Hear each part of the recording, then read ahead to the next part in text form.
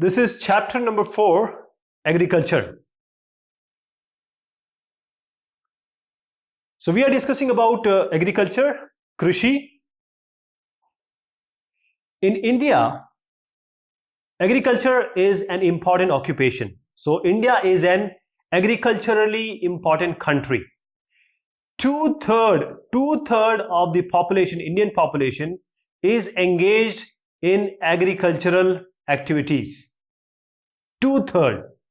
So this is a primary activity, and apart from this food grains, we also produce raw materials for the industries. Agriculture products like tea, like coffee, then we have spices. These are important export-wise, so we export it.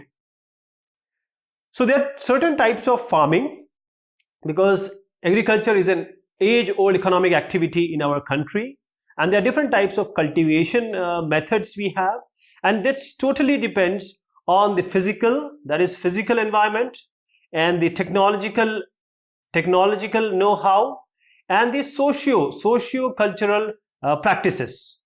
So these three, they define what kind of farming is being done. So it starts from the subsistence. This is given here, subsistence to commercial type of farming.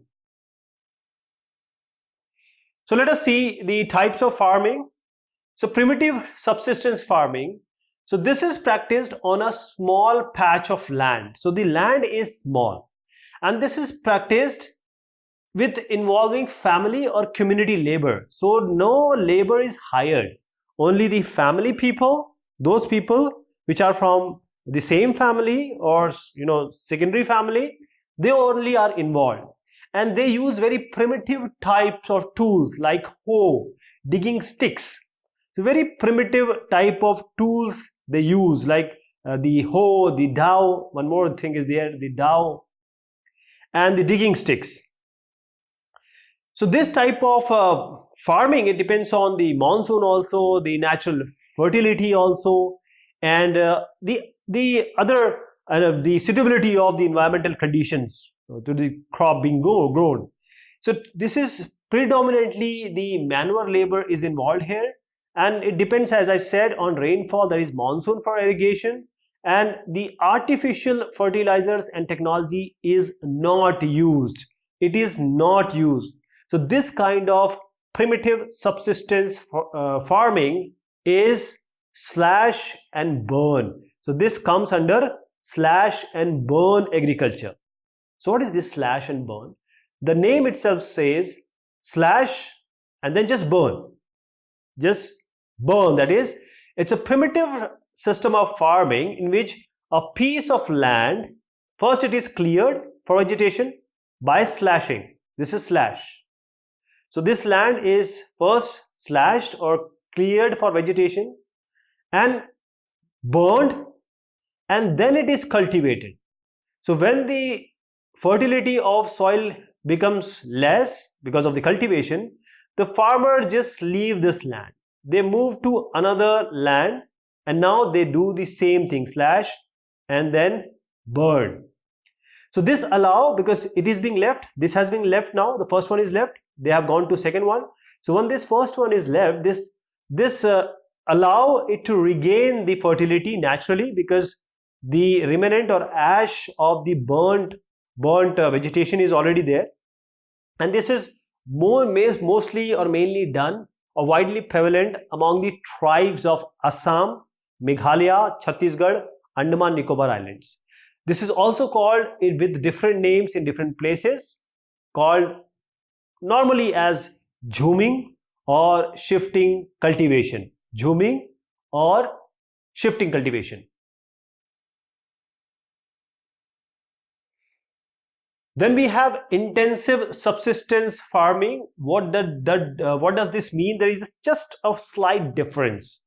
So which we talked about slash and burn technique, that is only family members are involved here, and they just clear slash the vegetation and then they burn, and they cultivate and then they go to some other place.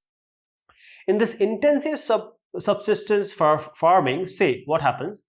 Suppose this is a land being owned by one person. Now this person has, say, 4 kids. Now this will be divided into 4 parts. Now this person's family will be working here, this will be working here, this will be working here.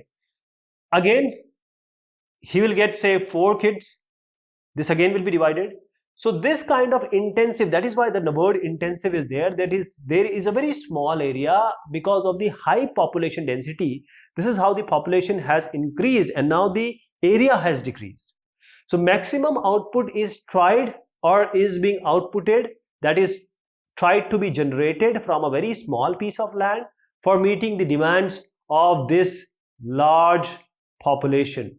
This number of population is there, you can see. So this is labor intensive farming.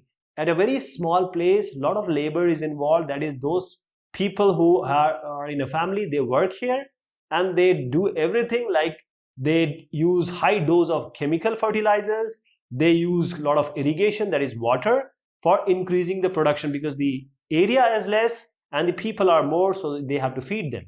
So the intensive and primitive, both of them, intensive and primitive, both are done to self-feed. That means to feed the family itself, to feed the people who are doing it, not for selling it, not for any market gain. Whatever is produced is being fed to these people.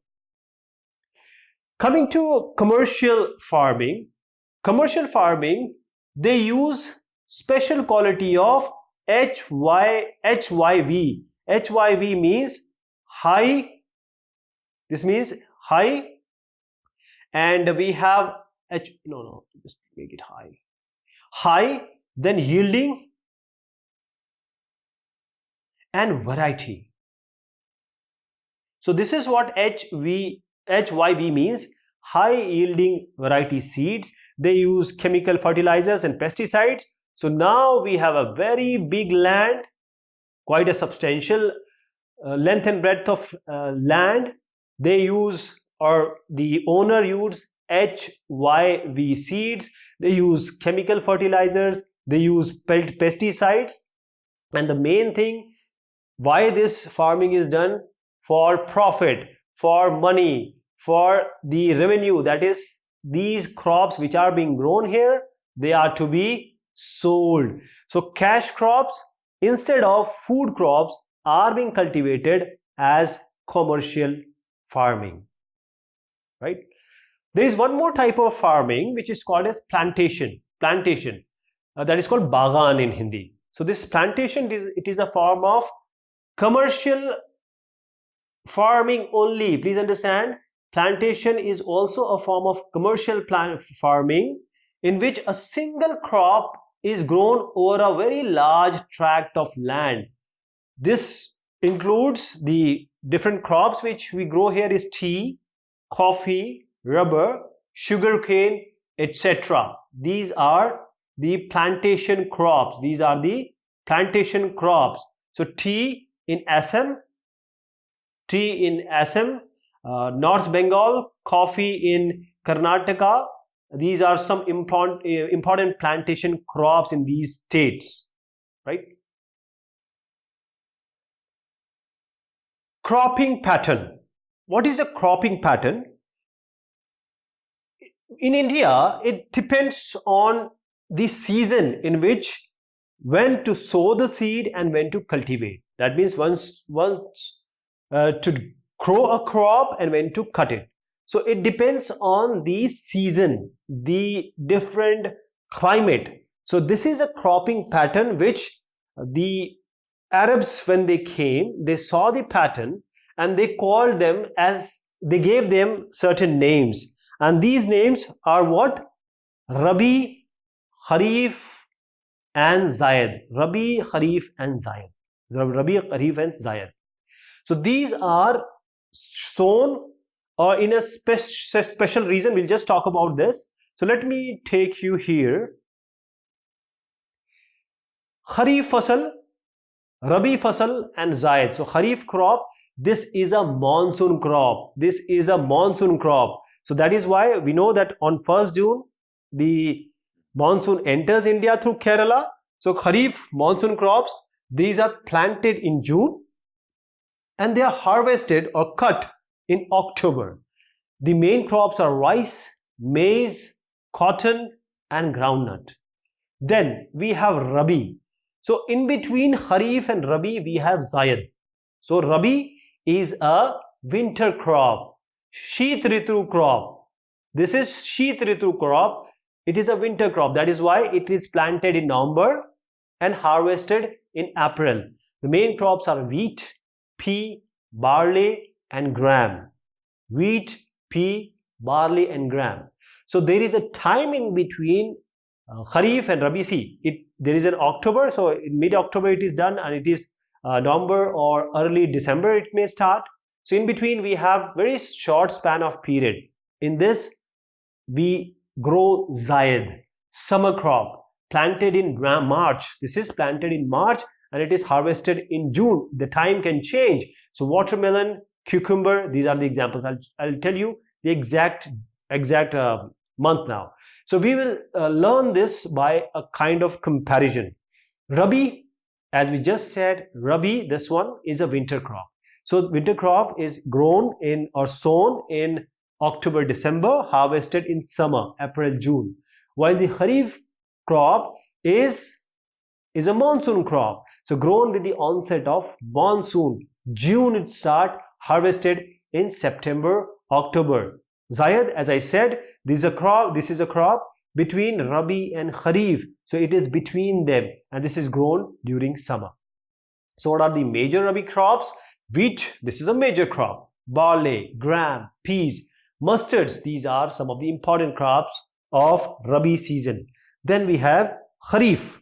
Kharif, this, as I said, grown in June, harvested in September, October. So major crops is paddy, rice. Why we need rice? See, Kharif is a monsoon crop and you know paddy or rice need lot of water. So this way you can remember maize, jawar, bajra, tur dal, moong dal, urad dal, soya bean, jute, cotton, groundnut. These are the major Kharif fasal.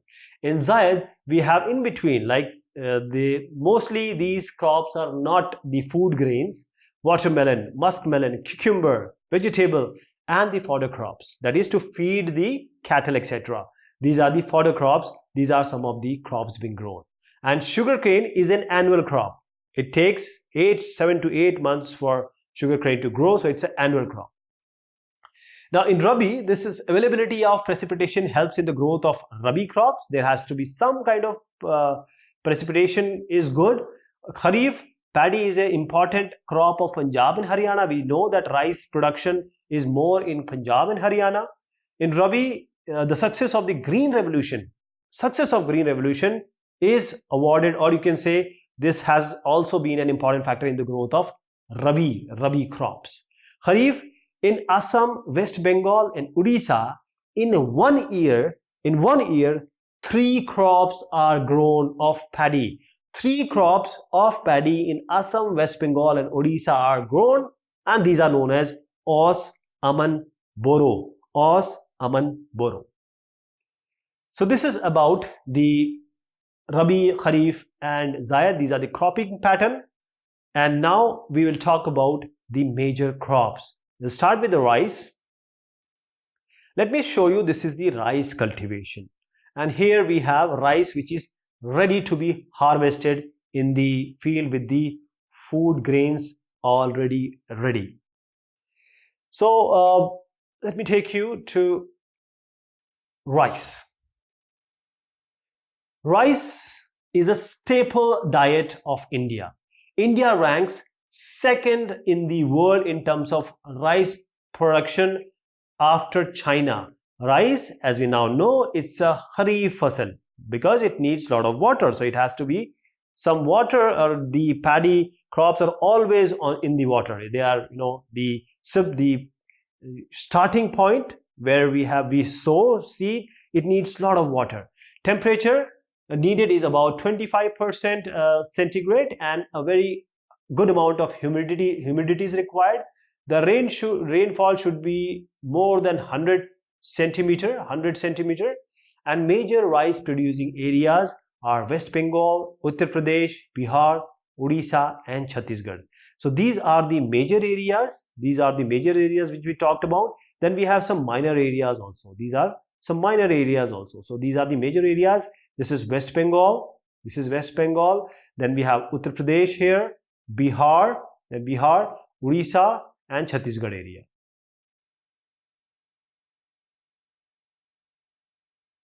Wheat. So this is the main food crop of northern India. Wheat is a rabi crop. This is a picture of a wheat cultivation. It requires cold climate and very good bright sunshine, because the seeds, the grain have to reap. So that is why it requires bright sunshine. The rainfall needed is around 50 to 75 centimeter, and major wheat producing areas are Punjab, Haryana, UP, Bihar, Rajasthan and MP. Along with these two crops, we talked about rice and wheat, we have millets. Millets means, we also call it as mota grain, that the bigger grain. Rice and wheat are not in that. Millets means we have mota anaj. So millets comes in this. Jawar, bajra, ragi. These are important millets. So jawar, if you see, these are the picture. This is the bajra and this is the maize. Maize is nothing but the bhutta, is bhutta. So jawar, third most important crop in terms of production is jawar. It grows well in the moist areas where we have good humidity. And then largest producer of jawar is Maharashtra. Then following is Karnataka, Andhra Pradesh and Madhya Pradesh. Coming to bajra, this grows well on the sandy soil, balua soil, where we have a blend of the reth, that is sand, and the main soil, that is the black soil. So sandy soil and black soil, these are very good for bajra. Largest producer is Rajasthan. Which is the largest producer in bajra? Rajasthan. Then comes Uttar Pradesh, Maharashtra, followed by Gujarat and Haryana. Coming to ragi. Ragi is a crop that grows very well on red, black, sandy, loamy and black soil. Which state is the largest producer of this ragi? It's Karnataka. Karnataka is the largest producer of ragi. Then comes the Tamil Nadu. This ragi is very rich in Fe, iron and Ca, calcium. So ragi is very important as in terms of paushtikta, nutrients. So iron and calcium, these minerals are being found. These are actually elements. Then coming to the most important, which you find everywhere in the northern India, bhutta. You will see them, people eating it raw just by just burning it somewhat. So maize, it is used both as food and fodder. The temperature required is around 21 degrees centigrade to 27 degrees, and they grow well on old alluvial soil. Old, alluvial means jalod mitti. So old alluvial soil. And who are the major producers? Again, maize, starting with Karnataka, then Uttar Pradesh, Bihar, Madhya Pradesh and Andhra Pradesh.